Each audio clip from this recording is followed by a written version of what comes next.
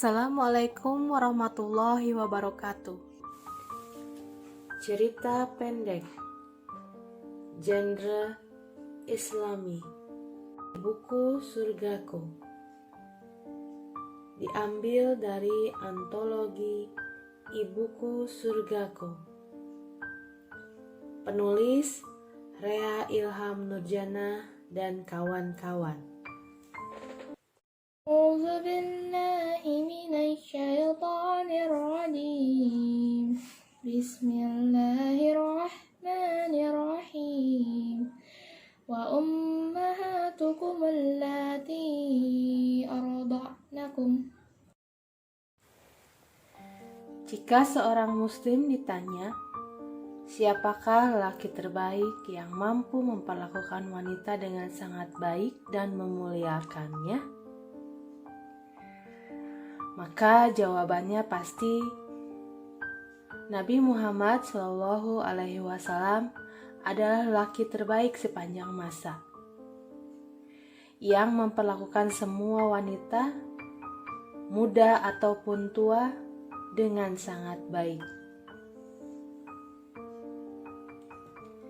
Mengapakah Nabi Muhammad SAW bisa memiliki akhlak dan pribadi yang sangat baik terhadap wanita? Apakah rahasianya? Ingin tahu kan? Pasti semua akan penasaran. Nabi Muhammad SAW bisa menjadi lelaki terbaik di sepanjang sejarah karena beliau memiliki tak hanya satu ibu yang hebat, tetapi beberapa orang ibu yang luar biasa. Para ibu yang memiliki keistimewaan. Aminah binti Wahab adalah ibu kandung Nabi Muhammad SAW. Wanita terbaik di zamannya. Aminah saat remaja adalah seorang gadis Quraisy yang terpandang, memiliki wajah yang rupawan dan budi pekerti yang luhur,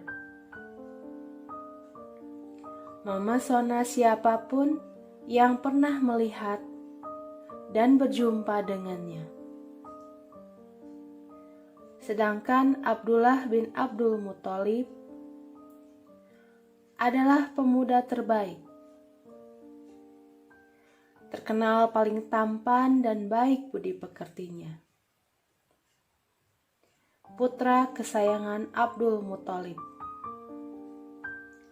sang juru kunci Ka'bah dan sumur suci Jam-Jam. Semua orang di kota Makkah menghormati mereka. Semua bersukacita saat keduanya bersanding menjadi sepasang suami istri. Tak lama setelah menikah, Aminah mengandung. Kebersamaan Nabiullah dengan sang bunda tak lama. Tak sempat pula bertemu sang ayah.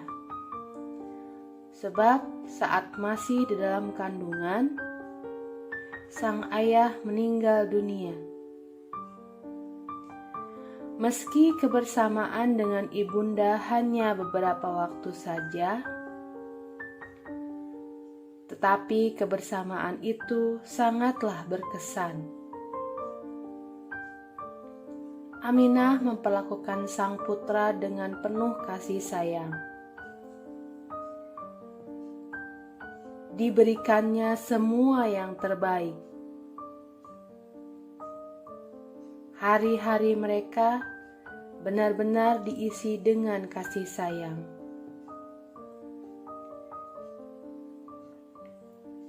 Saat berusia 6 tahun, takdir Allah Subhanahu wa Ta'ala menentukan sang ibunda harus pergi meninggalkannya,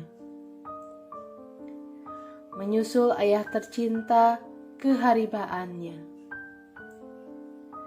Muhammad kecil menjadi yatim piatu di usia belia. Ketika Muhammad kecil baru saja lahir,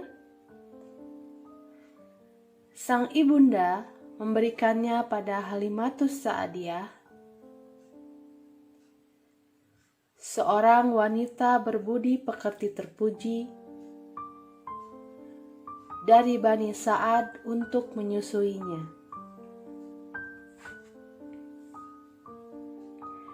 Menyerahkan bayi untuk disusui wanita dari desa merupakan tradisi orang Makkah saat itu. Sebab suasana di pedesaan masih berudara sejuk, bersih, dan tenang. Muhammad kecil disusui Halimah hingga berusia 2 tahun. Meski hanya sebagai ibu susu, namun Halimah sangat menyayangi beliau. Sejak kehadiran Muhammad kecil di tengah-tengah keluarganya, Halimah merasa bahwa rezeki dan keberkahan untuk keluarganya mengalir terus tiada henti.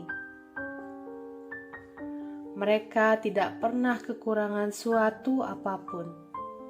Masya Allah.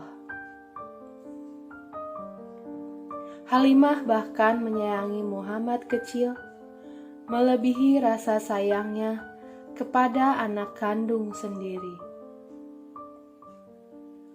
Setelah dewasa kelak, Nabi Muhammad SAW senantiasa terkenang pada jasa ibu susuannya itu.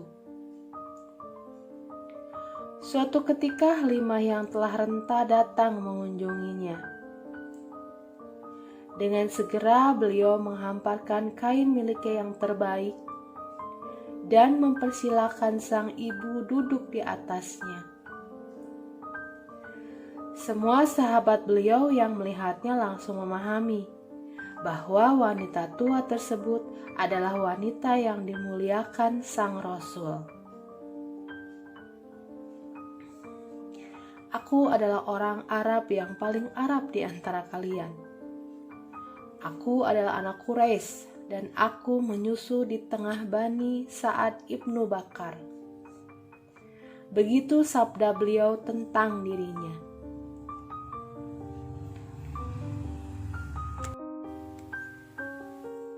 Halimah seolah seperti ibu kedua bagi beliau.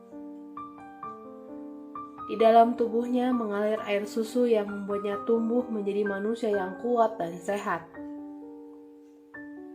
Nabi Muhammad SAW menyadari kalau beliau tidak bisa membalas kebaikan sang ibu susuan. Meski seluruh isi langit dan bumi dipersembahkan kepadanya. Hingga sebagai bentuk balas budi yang bisa dilakukannya, berupa penghormatan-penghormatan kepada sang ibu susuan. Salah satu bentuk pemuliaan Nabi Muhammad SAW terhadap Halimah juga terlihat saat kaum muslimin pulang membawa kemenangan setelah berhasil menaklukkan suku Thaif. Di antara para tawanan tersebut terdapat sanak famili Halimah yang dulu pernah ikut mengasuh beliau saat masih disusui. Perwakilan dari pihak musuh yang kalah datang menghadap beliau. Mereka memohon Nabi Muhammad untuk membebaskan para tawanan, terutama anak-anak dan istri-istrinya. Nabi Muhammad SAW terkenang kembali pada sang ibu susuannya. teringat semua jasa-jasa dan kasih sayangnya. Maka beliau lalu mengabulkan permohonan tersebut. Setelah selesai disusui oleh Halimah dan ditinggal wafat ibu kandungnya, Muhammad kecil diasuh oleh seorang wanita yang merupakan budak milik almarhum ayahnya. Bagaimana kelanjutan kisah ini?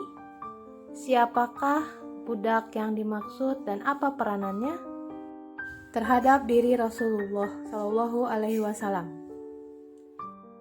Tunggu kelanjutannya di bagian kedua. Wassalamualaikum warahmatullahi wabarakatuh.